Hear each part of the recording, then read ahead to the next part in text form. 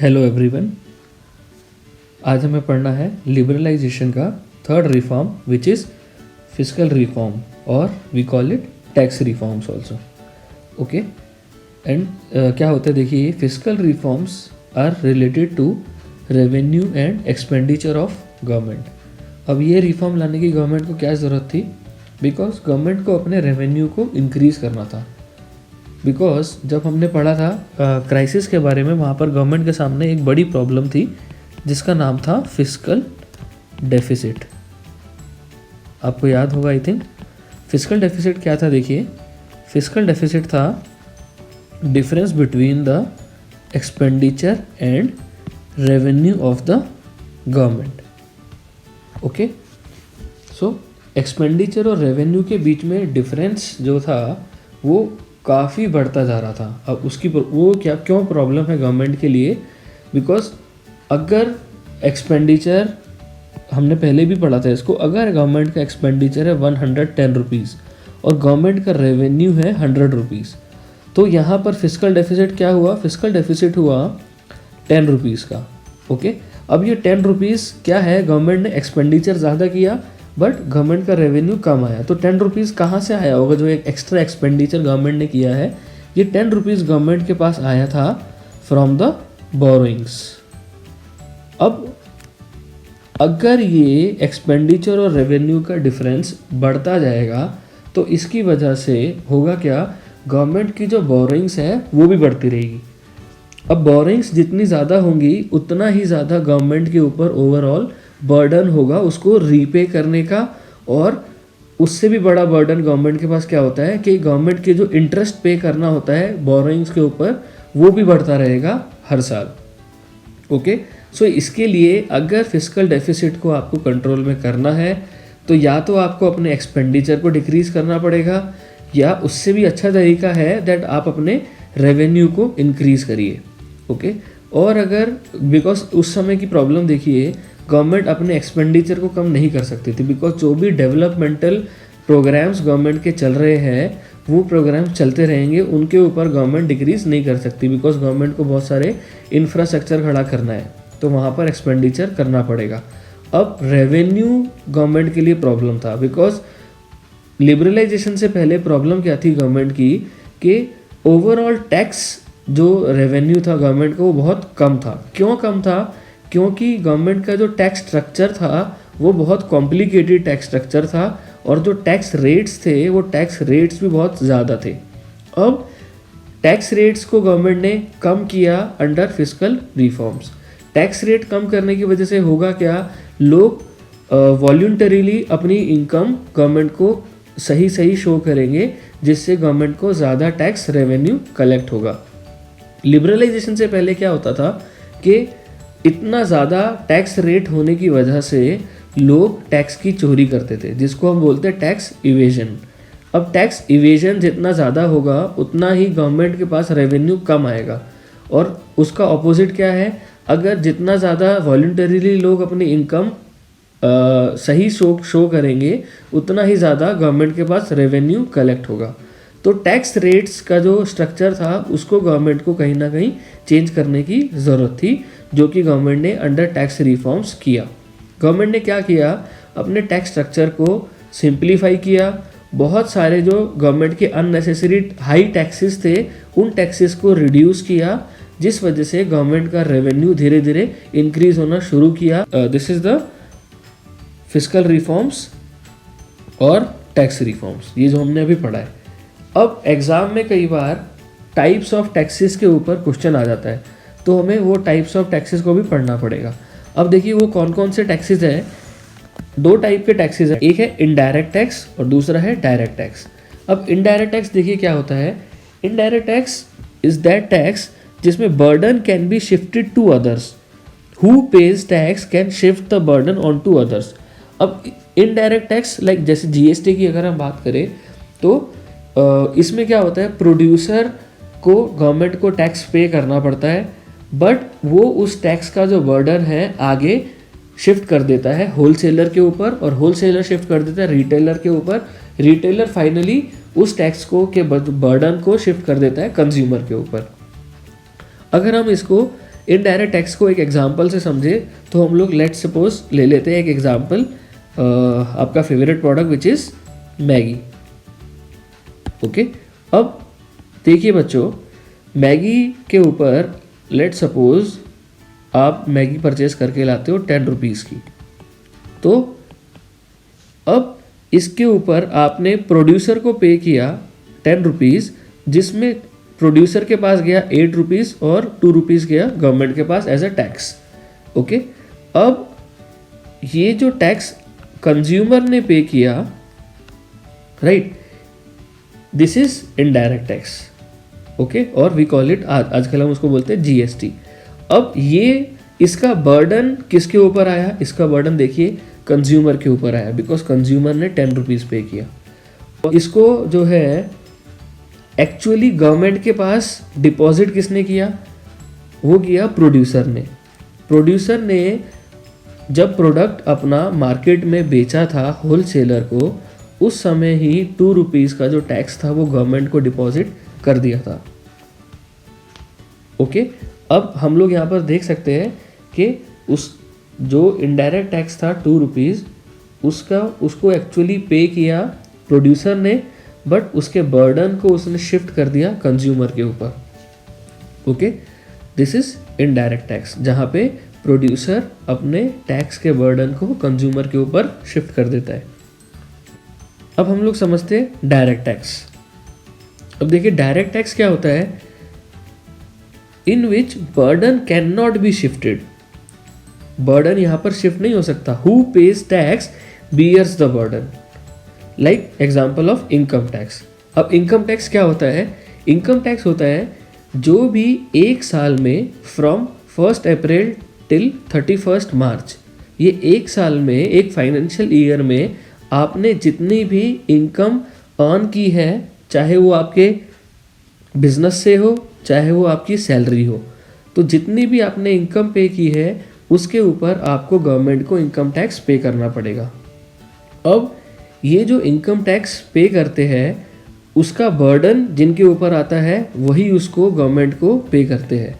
यहाँ पर burden shift नहीं कर सकते आगे कंज्यूमर के ऊपर या किसी और के ऊपर। ओके, सो अगर हम लोग एग्जांपल लेते हैं मैगी का ही, तो मैगी का जो प्रोड्यूसर था उसकी जो ईयरली इनकम थी, उस इनकम के ऊपर उसने इनकम टैक्स जो पे किया होगा वो उसने अपनी पॉकेट से पे किया होगा।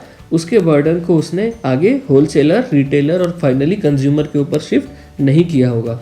So that is why we call it direct tax. इसीलिए हम उसको डायरेक्ट टैक्स बोलते हैं। ओके, सो डायरेक्टली बर्डन जिसके ऊपर आया वही उसको पे करता है। और इनडायरेक्ट टैक्स क्यों बोलते हैं? बिकॉज जिसके ऊपर बर्डन आया वो अलग है और जिसने टैक्स को पे किया गवर्नमेंट को वो अलग है। Okay, this is the difference between indirect tax and direct tax. इसके ऊपर अलग से क्वेश्चन कई बार आ जाता है। ओके, हम लोगों ने समझा फिस्कल रिफॉर्म्स को, जिसमें हमने देखा कि किस तरीके से गवर्नमेंट ने आफ्टर लिबरलाइजेशन टैक्स स्ट्रक्चर को सिंप्लीफाई किया और टैक्स रेट्स को रिड्यूस किया और रेवेन्यू को इंक्रीज किया, जिससे गवर्नमेंट का फिस्कल डेफिसिट कम हुआ। Okay, this is fiscal reforms. आगे चलते हैं अभी। अब बेटा इंडियन इकोनॉमी में एक नया टॉपिक ऐड हुआ है हमारा पिछले 1-2 सालों से, जो है goods and services tax, GST. आप लोगों ने बहुत सुना होगा इसके बारे में। थोड़ा सा जीएसटी की हिस्ट्री समझ लेते हैं। देखिए जीएसटी जो है इम्प्लीमेंट हुआ इंडिया में ऑन 1 जुलाई 2017। ओके, अब देखिए जीएसटी है क्या? Goods and services tax.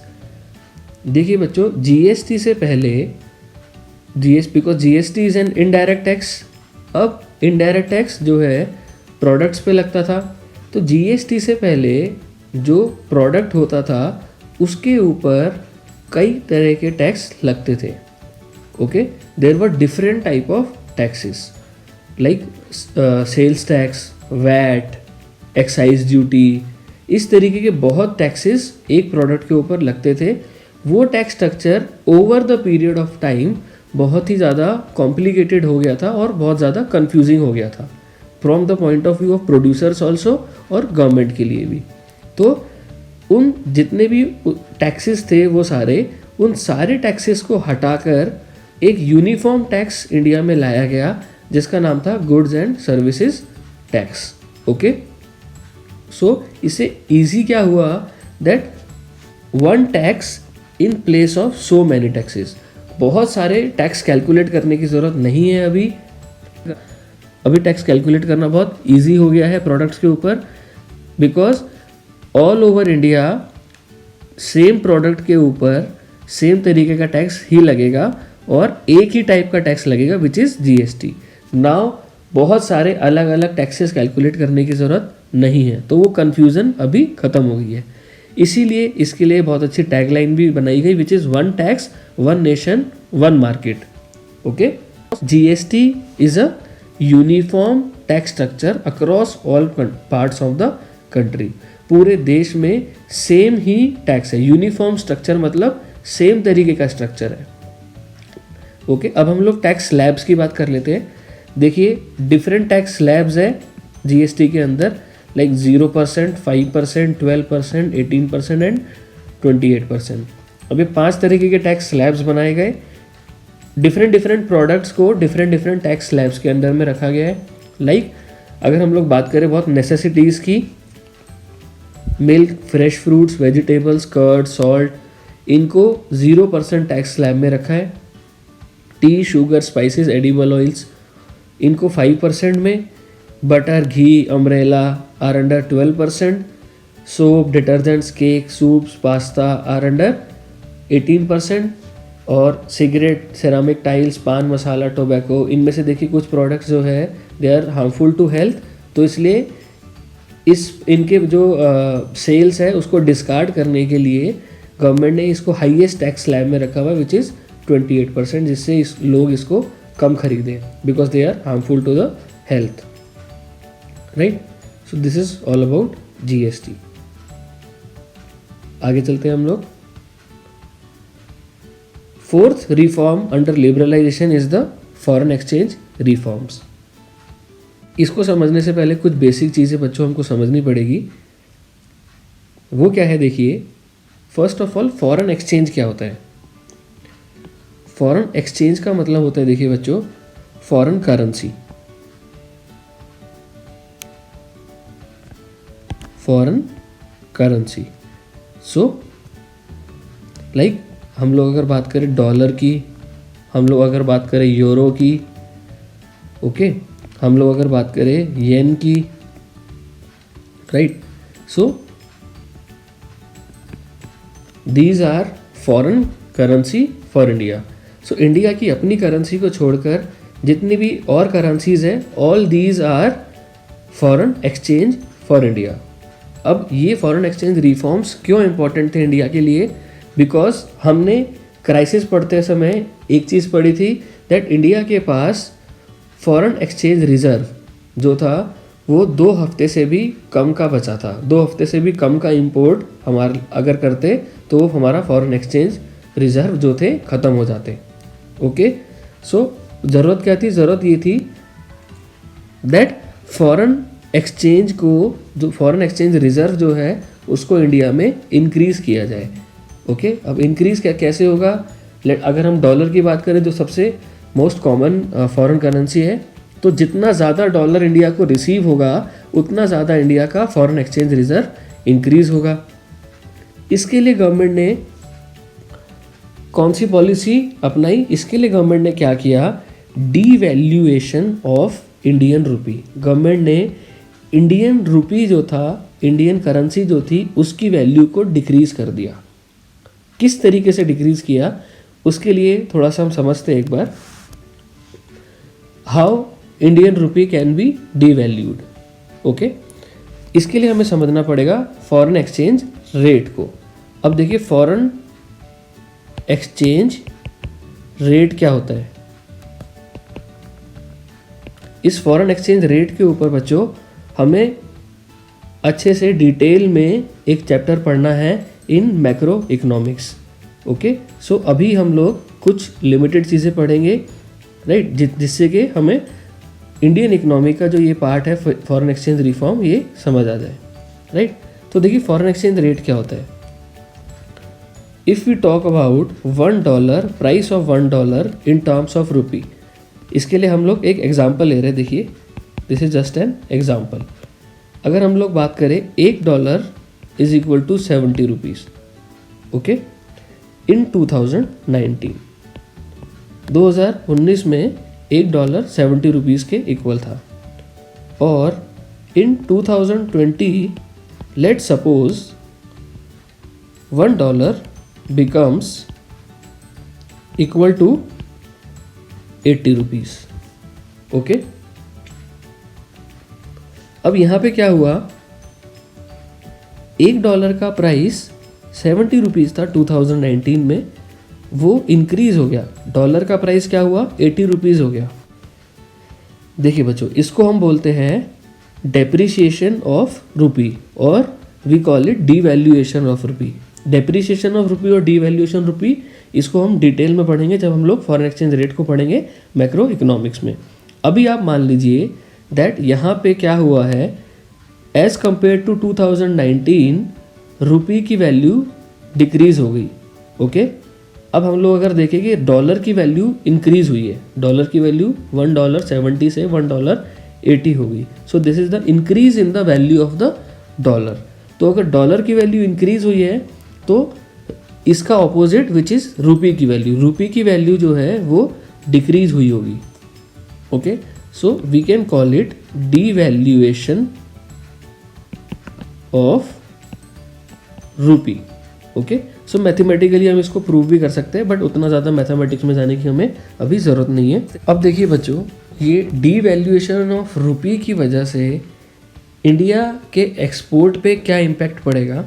India का जो एक्सपोर्ट है वो इंक्रीज़ हो जाएगा, ओके। किस तरीके से, उसके लिए हम ये एक पेन का एग्जांपल ले लेते हैं। लेट सपोज एक पेन का जो प्राइस है वो है 10 रुपीज़, राइट। नाउ अगर किसी फॉरेनर को 2019 में ये पेन परचेज़ करना था और वो इंडियन सेलर को $1 देता, तो कितने पेन परचेज़ कर सकता था वो परचेज़ कर सकता था 7 pence. But now in 2020 same foreigner अब अगर उसी सेलर को $1 देगा तो अब वो कितने पेन परचेज़ कर सकता है, अब वो परचेज़ कर सकता है 8 pence. So with the same amount of dollar he can purchase more pens, which means this is good for the Indian seller also और foreign buyer also। जो फॉरेन में परचेज करने वाला पर्सन है उसके लिए भी फ़ायदा है, बिकॉज $1 में अब उसको ज़्यादा सामान मिल रहा है, और इंडियन सेलर के लिए भी बेनिफिट है, because now he can sell more amount of products, okay, more amount of. और अगर अपने एग्जांपल की बात करें तो हमारे एग्जांपल में वो ज़्यादा पेन सेल कर सकता है। इसकी वजह से होगा क्या, इसकी वजह से इंडिया का जो एक्सपोर्ट है वो इंक्रीज़ हो जाएगा, बिकॉज समहाउ फॉरेनर्स के लिए पेन ज़्यादा मिल रहे हैं सेम अमाउंट में, so they will purchase more pens now, okay, because of the devaluation of rupee. Devaluation of rupee की वजह से अब वो ज़्यादा पेन परचेज कर सकते हैं, तो वो उनकी पेन की जो डिमांड है वो इंक्रीज़ हो जाएगी। इस वजह से इंडिया का जो एक्सपोर्ट्स है वो भी इंक्रीज़ हो जाएगा। अब जब इंडिया का एक्सपोर्ट्स इंक्रीज़ हो जाएगा तो इंडिया के एक्सपोर्ट इंक्रीज़ होने की वजह से इंडिया को क्या रिसीव होगा, इंडिया को रिसीव होगा डॉलर, बिकॉज जो फॉरेनर है वो डॉलर्स में पे करेगा, राइट, और जो है इंडिया को ज़्यादा से ज़्यादा डॉलर्स रिसीव होंगे, okay.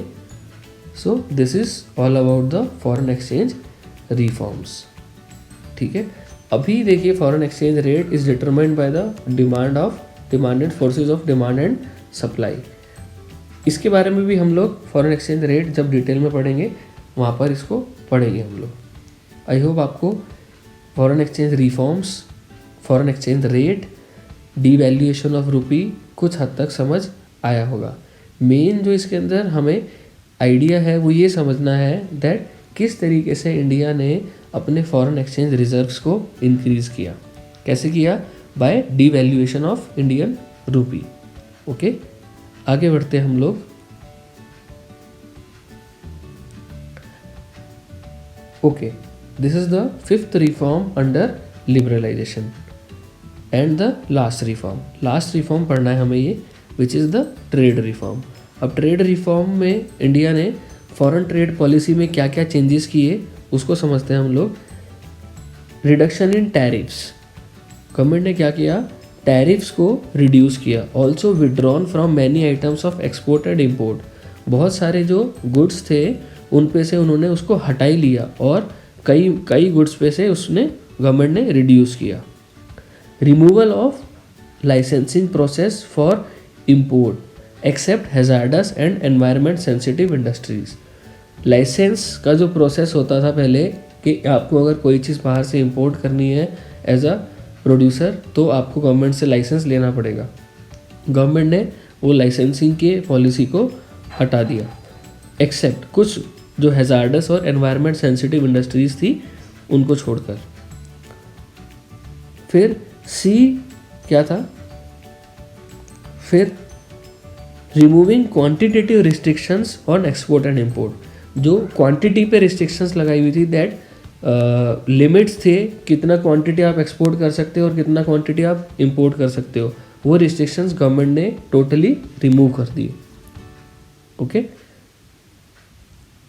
Then market competition was promoted, adoption of modern technology, promote the efficiency of the local industries.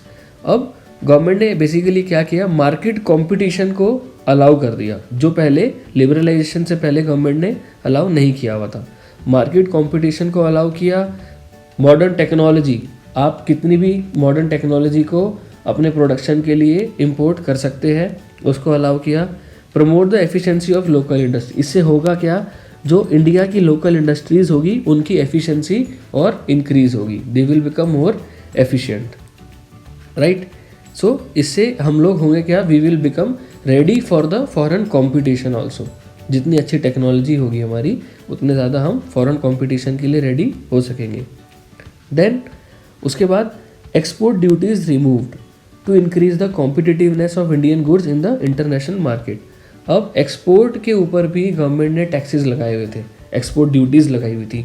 Government ने क्या किया, वो एक्सपोर्ट ड्यूटीज़ को हटा लिया पूरे तरीके से, जिससे कि इससे बिकॉज एक्सपोर्ट ड्यूटी अगर गवर्नमेंट इंडियन प्रोडक्ट्स के ऊपर लगाएगी तो इंटरनेशनल मार्केट में इंडियन प्रोडक्ट्स का जो प्राइस है वो ज़्यादा हो जाता था, उसकी वजह से उसकी डिमांड कम होती थी।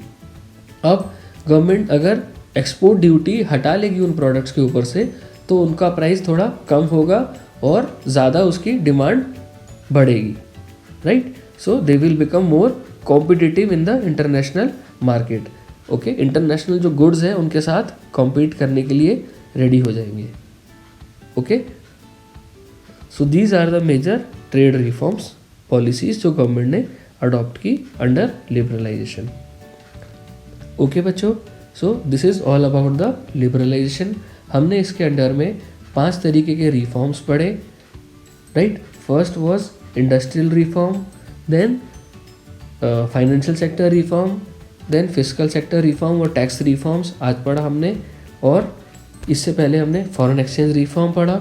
Then final is the trade reforms. This is all the part of the liberalisation. Next class में हम लोग स्टार्ट करेंगे प्राइवेटाइजेशन। तब तक के लिए इतना ही, राइट। आप लोग इसके नोट्स बनाते रहिए और डाउट्स अगर आपको जो भी आते हैं वो आप मेरे को पर्सनल नंबर पे व्हाट्सएप कर सकते हैं। ओके, सो मिलते हैं नेक्स्ट क्लास में।